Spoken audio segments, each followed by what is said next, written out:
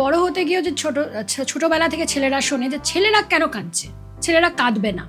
না, এই ব্যাপারে আবার ভূমিকা কিন্তু ছেলের মায়েদের সবচেয়ে বেশি, বাবাদের থেকে। তুই কাঁদছিস, বোন মেরেছে তো কি হয়েছে, তুই না দাদা তুই কাঁদছিস, বাইরে হলে তুই দুঘা মেরে আসবি, তুই কাঁদবি কেন? তো এই যে আচ্ছা, একটা মেয়েকে কি আপনারা এটা বলেন? এই যে দুঘা মেরে আসবি করতে করতে কে জানে আপনার ছেলেটা কালকে একটা হিংস্র এতেই পরিণত হলো না, এবং সেই হিংস্রতা পরবর্তীকালে সে একটি মেয়ের ওপরেও প্রয়োগ করবে না, হতেও পারে। তাহলে আপনারা কিন্তু এগুলো ধারক এবং বাহক। এই যে খালি পুরুষতন্ত্র পিতৃতন্ত্র, সে ধারক এবং বাহক অনেকাংশে মেয়েরাও আমরা। এবং আগেকার দিনে যেটা হতো যে জেঠিমা কাকিমা দিদিমা মা যে বলতো না যে বড় মাছের পিস বড় দুধের গ্লাস, আজকাল সব কমেছে অনেক।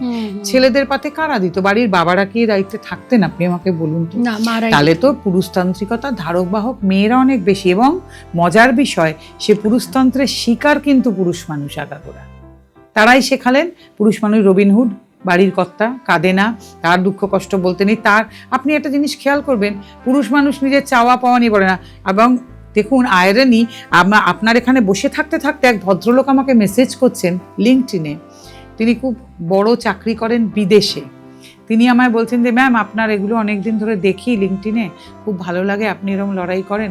আসলে না আমরা পুরুষ মানুষ, মেয়েরা তো এখন অনেক এগিয়েছেন, বাইরেও যাচ্ছেন এক্সপোজার, আমরা না বুঝতে পারি না বাড়িতে স্ত্রীকে কি করে সন্তুষ্ট করব, তিনি কিসে স্যাটিসফাইড হবেন। আমি তাকে একটাই উত্তর দিলাম, আচ্ছা আপনার স্ত্রী ভাবেন আপনি কিসে হ্যাপি হবেন বা আপনি কিসে স্যাটিসফাইড হবেন, then why you are so worried.